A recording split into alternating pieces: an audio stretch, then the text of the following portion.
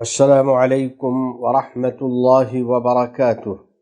جمعہ 17 محرم سن 1445 مطابق 4 اگست سن 2023 کے خطبے کا اردو میں خلاصہ پیش خدمت ہے۔ خطبے کا موضوع متقی اور جنتی بندوں کے چند اوصاف و اخلاق۔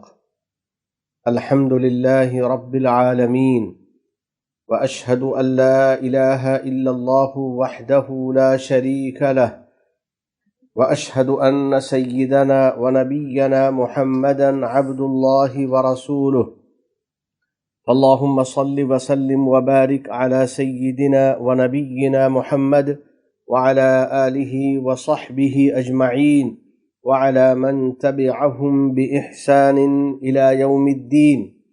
رفیقان ملت اسلامیہ، میرے عزیز دوستو، نبی کریم صاحب خلق عظیم صلی اللہ علیہ وسلم کا فرمان ہے، اہل الجنت ثلاثہ ومنہم وعفیف متعفف۔ جنتی بندے 3 قسم کے ہوتے ہیں اور انہی میں پاک دامن اور پاک باز بندہ بھی ہے۔ یقیناً عفت و پاک دامنی رضائے الہی کا ذریعہ ہے، یہ جنت تک پہنچنے کا راستہ ہے، کیونکہ عفت کا مطلب ہے اپنے نفس کو گناہوں اور بیجا خواہشات سے روکنا اور اس کو ایسی چیزوں سے دور رکھنا جو اس کے لیے حلال نہیں ہیں۔ اللہ سبحانہ و تعالی نے اس کا اجر بیان کرتے ہوئے فرمایا، وَأَمَّا مَنْ خَافَ مَقَامَ رَبِّهِ وَنَهَى النَّفْسَ عَنِ الْهَوَىٰ فَإِنَّ الْجَنَّةَ هِيَ الْمَأْوَىٰ۔ اور جو شخص اپنے رب کے سامنے کھڑا ہونے سے ڈرتا ہوگا اور نفس کو خواہشات نفس سے روکا ہوگا تو جنت اس کا ٹھکانہ ہے۔ عفت و پاک بازی کی عظمت و اہمیت کی بنا پر رسول رحمت صلی اللہ علیہ وسلم باری تعالیٰ سے اس کا سوال کرتے اور اس طرح دعا کرتے، اللہم انی اسألک الہدی والتقی والعفاف والغنی۔ یا اللہ، میں تجھ سے ہدایت، تقوی، پاک دامنی اور غنا کا سوال کرتا ہوں۔ ہمارے نبی کریم صلی اللہ علیہ وسلم نے ہمیں عفت و پاک بازی اختیار کرنے کا حکم دیا ہے اور اس پر لوگوں کو برانگیختہ کیا ہے۔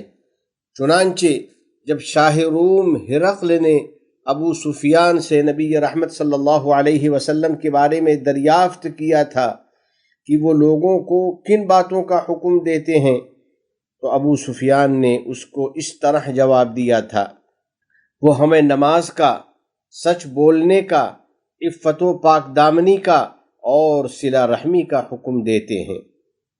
پاکیزہ اخلاق اور عفت و پاک دامنی کا اہتمام کرنے والوں، عفت و پاک دامنی ایک دینی فریضہ، ایک اخلاقی خوبی، ایک معاشرتی بھلائی اور ایک مہذب برتاؤ ہے۔ اس کی بدولت لوگوں کی عزتیں محفوظ رہتی ہیں اور سماج میں تہذیب و شرافت قائم رہتی ہے۔ اس کا طریقہ یہ ہے کہ مومن بندہ دوسروں کی عزت و آبرو کا لحاظ رکھے، اپنی زبان اور اپنی خواہشات پر قابو رکھے اور اس سلسلے میں اللہ تعالیٰ سے مدد مانگتا رہے۔ عفت و پاک بازی کی ایک اہم صورت آدمی کا لوگوں کے مال سے دور رہنا ہے اور اس میں بیجا تصرف کرنے سے بچنا ہے۔ بس وہ کسی کے مال و منال پر نگاہ نہ رکھے اور ایسی چیزوں کی طرف تاک جھانک نہ کرے جس کا اسے حق نہیں۔ رحمت کونین صلی اللہ علیہ وسلم کا ارشاد ہے، وَمَن يَسْتَعْفِفْ يُعِفَّهُ اللَّهُ وَمَن يَسْتَغْنِ يُغْنِهِ اللَّهُ۔ اور جو شخص اللہ تعالیٰ سے پاک دامنی کا سوال کرتا ہے تو اللہ تعالیٰ اسے پاک دامن بنا دیتا ہے، اور جو استغنا کی دعا کرتا ہے تو اللہ تعالیٰ اسے مستغنی اور لوگوں سے بے نیاز بنا دیتا ہے۔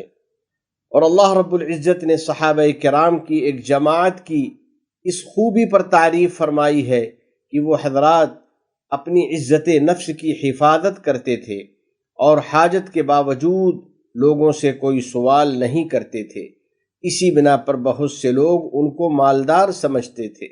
چنانچہ باری تعالیٰ کا ارشاد ہے، یحسبهم الجاہل اغنیاء من التعفف، ان لوگوں کے سوال سے بچنے کے سبب ناواقف آدمی انہیں مالدار سمجھتا ہے۔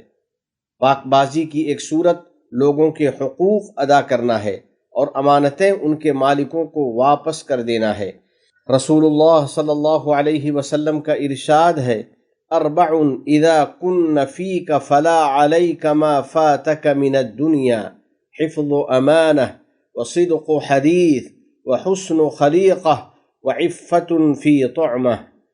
4 خوبیاں جب تم میں موجود ہوں تو دنیا سے اگر کچھ چھوٹ جائے اور تم کو نہ مل سکے تو تمہیں اس کی کوئی پرواہ نہیں کرنی چاہیے۔ وہ 4 خوبیاں یہ ہیں: امانت داری، صداقت و سچائی، حسن اخلاق اور حلال کھانا پینا، یعنی حلال روزی کی تلاش و جستجو کرنا۔ یا اللہ، تمام احوال و معاملات میں ہم کو عفت و پاک دامنی سے آراستہ کر دے اور ہم سب کو اپنی اور اپنے نبی محمد عربی صلی اللہ علیہ وسلم کی اطاعت کی توفیق عطا فرما دے۔ حضرات گرامی، میرے مومن بھائیوں، ایک صاحب نبی کریم صلی اللہ علیہ وسلم کی خدمت میں حاضر ہوئے اور عرض کیا، اے اللہ کے نبی، مجھے کوئی ایسا عمل بتلا دیں جو مجھے جنت تک پہنچا دے۔ تو آن حضرت صلی اللہ علیہ وسلم نے ارشاد فرمایا، کف لسانک الا من الخیر، اپنی زبان بند رکھو، بس بھلی اور اچھی بات بولو۔ بس جو مومن بندہ جنت کی تمنا رکھتا ہے وہ اپنی زبان کی حفاظت کرتا ہے، وہ فقط پاکیزہ گفتگو کرتا ہے اور صرف بھلی بات کرتا ہے، وہ ایسے الفاظ بولنے سے اپنے آپ کو روکتا ہے جو حیا اور عفت کو مجروح و متاثر کر دیتے ہیں۔ اسی طرح وہ غلط طریقے سے لوگوں کا تذکرہ نہیں کرتا اور کسی پر بیجا الزام تراشی سے بچتا ہے۔ رسول اکرم صلی اللہ علیہ وسلم کا ارشاد ہے، المسلم من سلم المسلمون من لسانہ ویدہ، مسلمان تو وہ ہے کہ جس کی زبان درازیوں اور دست درازیوں سے لوگ محفوظ رہیں۔ ہمیں چاہیے کہ ہم اپنے بیٹوں اور بیٹیوں کی اچھی تربیت کریں، ان کو عبادت و اطاعت کی ترغیب دیں اور عفت و پاک دامنی، حسن اخلاق، اچھی عادات اور پاکیزہ روایات کا ان کو عادی بنائیں۔ آخر میں بارگاہ رب العزت میں دعا ہے کہ الہ العالمین اپنے احکام اور نبی کریم صلی اللہ علیہ وسلم کی سنتوں سے سچی محبت نصیب فرما، ہمیں اور ہماری اولاد کو علم نافع اور عمل صالح کی توفیق عطا فرما، تمام گناہوں اور ہر قسم کی خرافات سے ہم کو بچا لے، ہمارے والدین، عزیز و اقارب اور پوری امت مسلمہ کی مغفرت فرما، ہم پر باران رحمت نازل فرما۔ اس ملک کے صدر ذی وقار شیخ محمد بن زائد، ان کے نائبین اور ان کے ولی عہد کو توفیق و عنایت اور صحت و عافیت عطا فرما۔